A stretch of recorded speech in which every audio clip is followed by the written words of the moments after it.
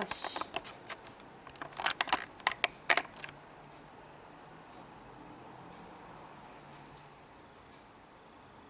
한 주 동안 평안하셨습니까? 샬롬, 샬롬, 샬롬. 6월은 호국 보훈의 달입니다. 특별히 올해는 6.25 발발한 지 70년째 되는 해이며 광복 75주년이 되는 해입니다. 순국, 선열, 호국 영령들의 평안한 안식을 위해서 함께 기도해 주시기 바랍니다. 이스라엘은 바벨론 포로로 끌려간 지 70년 만에 하나님께서 예루살렘으로 귀환시켜 주셨습니다. 독일은 2차 대전 패전국이 되어서 동서독으로 분단된 지 45년 만에 동독 국민들에 의해서 베를린 장벽이 붕괴되고 통일이 되었습니다.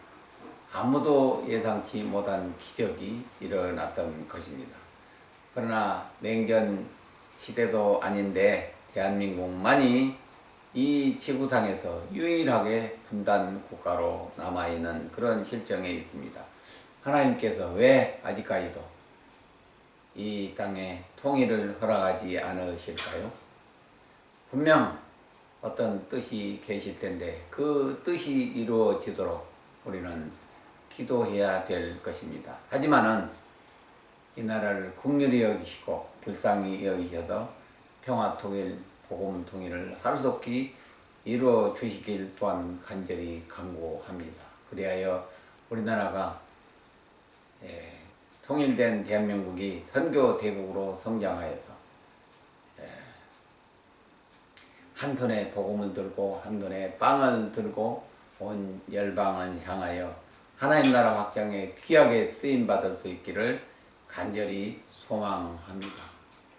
한편 6월 들어서도 코로나19 확진자가 50명을 오르내리고 있어서 방역 당국이 긴장하고 있으며 특별히 학교가 개학을 해서 등교해서 어려움을 더하고 있습니다.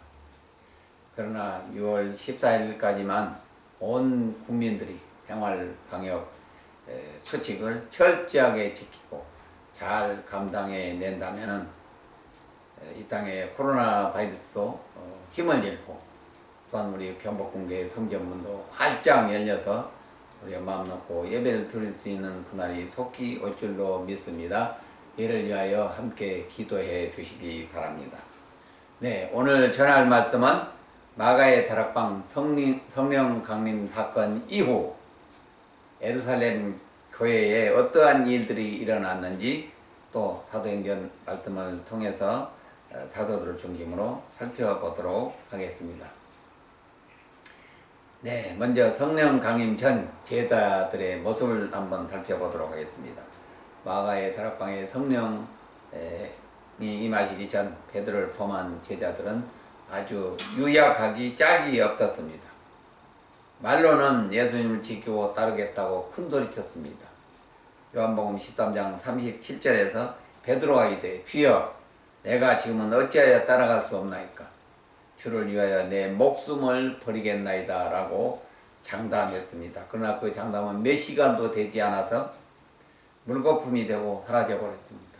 왜냐하면 예수님이 제사장 뜰에 붙들려 신문을 받게 되자 모든 제자들은 뿔뿔이 도망쳐 흩어져 버렸고 수제자인 베드로는 제사장 뜰의 먼 발치에서 신문 받으시는 주님의 모습을 바라보게 되었던 것입니다. 이때 베드로에게 곤란한 문제가 발생했습니다. 그를 알아본 제사장의 하속들이 예수님과 같은 동료인지 질문을 하게 됩니다. 이에 베드로는 예수님의 말씀이 생각납니다. 내가 닭 울기 전에 3번 나를 부인할 것이다. 예수님의 음성이 귓전에 울리는 것은 물론이고 예수님이 묶인 채로 신문 받으시는 모습이 눈앞에 빤히 보이고 있는 상황임에도 불구하고 베드로는 죽음의 권세 앞에서 덜덜 떨면서 자신의 목숨을 부지하기 위해서 예수님을 모른다고 2번이나 부인을 하였습니다. 나는 내가 하는 말이 무슨 뜻인지 알지 못하겠노라고 완전 전면 부정합니다. 그러나 제사장의 하석들도 포기하지 아니하고 당신의 말투를 보니 틀림없이 예수와 같은 도당이라고 세 번째까지 질문을 합니다. 그러자 베드로는 끝내 자신이 저주를 받을지라도 예수를 모른다고 세 번째 부인하면서 밖으로 튀쳐나왔던 것입니다. 이때 닭이 울기 시작하였고 베드로는 통곡하며 회개를 하기 시작합니다. 이처럼 육실의 연약함에 붙잡혔던 베드로와 제자들은 3년 동안 예수님 생전에 예수님께 배우고 또 배웠지만은 그들이 알고 있는 예수님은 육신의 지식에 한정되었던 것입니다. 그러므로 오히려 영적인 권세를 가진 사탄마귀 음부의 권세를 감당하지 못하고 결국 넘어지고 말았던 것입니다. 성령 강림 후에 그러면 제자들의 변화된 모습은 어떠하였을까요? 그렇다면 성령 강림 이후에는 제자들에게 어떤 일이 벌어졌으며 과연 육신의 연약함을 어느 정도 극복할 수 있었는가를 살펴보도록 하겠습니다. 오늘 본문 말씀을 보시게 되면 120명의 제자들이 마가의 다락방에서 기도에 전념하고 있을 때 전격적으로 성령 강림 사건이 120명 모두에게 임하셔서 모두 다 방언으로 하나님 나라 일을 말하기 시작하였던 것입니다. 하나님의 구원 사역이 제자들을 통하여 성령의 역사하심으로 나타나게 된 것입니다. 이때 강력한 성령 임재를 체험한 사도들은 모든 공포 두려움 다 떨쳐버리고 즉시로 예루살렘 광장에 나아가서 예수님이 메시아 되심과 십자가 구원 사건에 대해서 말씀을 담대하게 선포하기 시작하였던 것입니다. 사도행전 2장 36, 38절을 같이 읽도록 하겠습니다. 사도행전 2장 36, 38절 말씀입니다. 그런즉 이스라엘 온 집은 확실히 알지니 너희가 십자가에 못 박은 이 예수를 하나님이 주와 그리스도가 되게 하셨느니라 하니라. 그들이 이 말을 듣고 마음에 찔려 베드로와 다른 사도들에게 물어 이르되 형제들아 우리가 어찌할꼬 하거늘 베드로가 이르되 너희가 회개하여 각각 예수 그리스도의 이름으로 세례를 받고 죄 사함을 받으라. 그리하면 성령을 선물로 받으리니 아멘.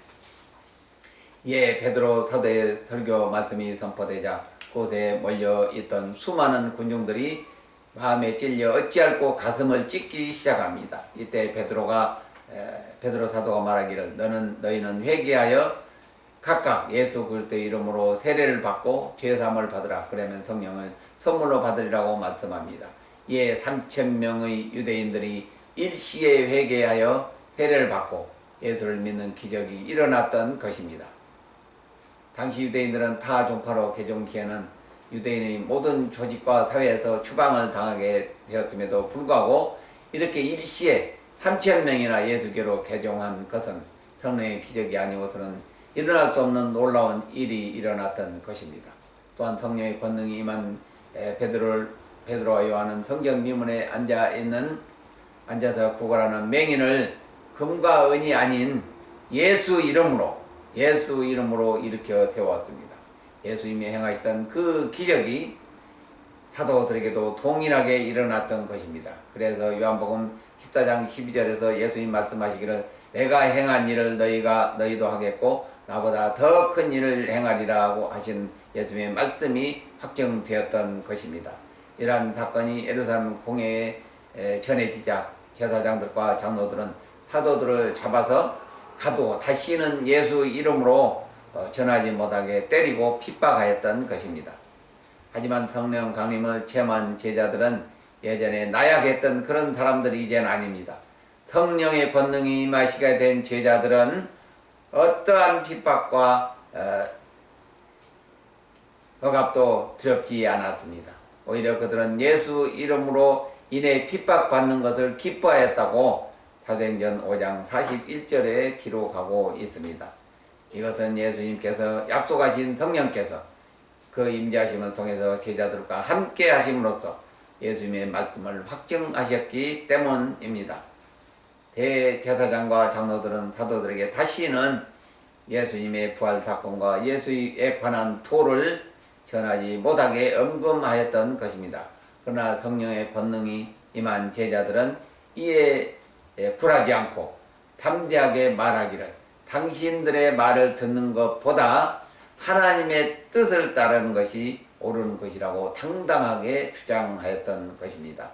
이러한 주장을 강력하게 선포하며 성전에서 유대인들과 토론하던 스데반 집사님은 결국 그들이 달려들어 던진 돌에 맞아 순교하게 되었고, 야고보 사도는 헤롯 왕에 의해서 목 잘려 순교를 당하게 되었습니다. 한편 이때 베드로 사도는 깊은 옥에 갇혀 6월절 전날 밤을 맞게 되었습니다. 다음날 헤롯 왕에게 끌려나가 죽임을 당할 이런 긴박한 상황임에도 불구하고 베드로는 깊은 잠에 빠졌습니다. 주님이 주시는 평안일까요? 그날 밤 베드로는 깊은 잠 가운데 천사에 의해서 구출되게 되었고, 제자들이 기도하고 있는 마가이들 앞에 나타나 자신의 구출 소식을 전하고 곧바로 피신을 가게 되었던 것입니다. 한편 베드로는 성령의 역사 인도하심을 따라 가이사랴에 주둔하고 있는 이방인 최초로 백부장 고넬료를 방문하여 그의 가족, 친구들에게 예수 그리스도의 복음을 전하게 되었으며, 그들이 말씀을 들을 때에 성령의 역사심이 나타나서 방언을 말하게 되었고, 그리하여 그곳에 모인 모든 이방인들에게 성령 세례를 베풀게 되었던 것입니다. 이처럼 성령의 역사심을 통해서 유대인뿐만 아니라 이방인에게도 이제 구원의 은총이 내리심이 최초로 확정되었던 것입니다.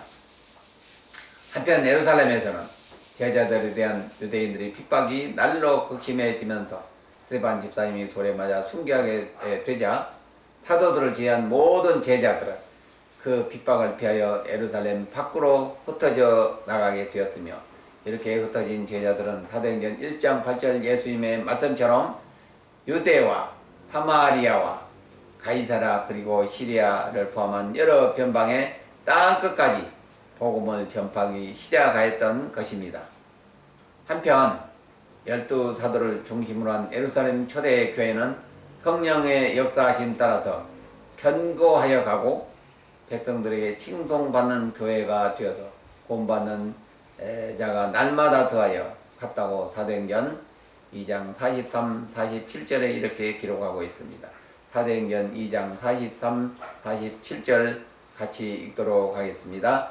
사람마다 두려워하는데 사도들로 말미암아 기사와 표적이 많이 나타나니 믿는 사람이 다 함께 있어 모든 물건을 서로 동용하고 또 재산과 소유를 팔아 각 사람을 필요에 따라 나누며 날마다 마음을 같이하여 성전에 모이기를 힘쓰고 집에서 떡을 떼며 기쁨과 순전한 마음으로 음식을 먹고 하나님을 찬미하며 또 온 백성의 칭송을 받으니 주께서 구원받는 사람을 날마다 더하게 하시니라. 아멘.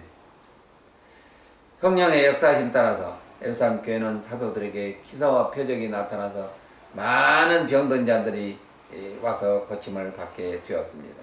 그리고 가진 자들이 재산을 팔아서 나누어주며 성전에 모이기를 힘쓰고 떡을 떼며 식탁 교제를 나누었던 것입니다. 특히 유로자라고 불리는 바나바는 자신의 밭을 팔아 사도들 앞에 놓매 초대 예루살렘 교회의 구제를 감당케 하였던 것입니다. 교회가 세상의 본이 되었던 것입니다.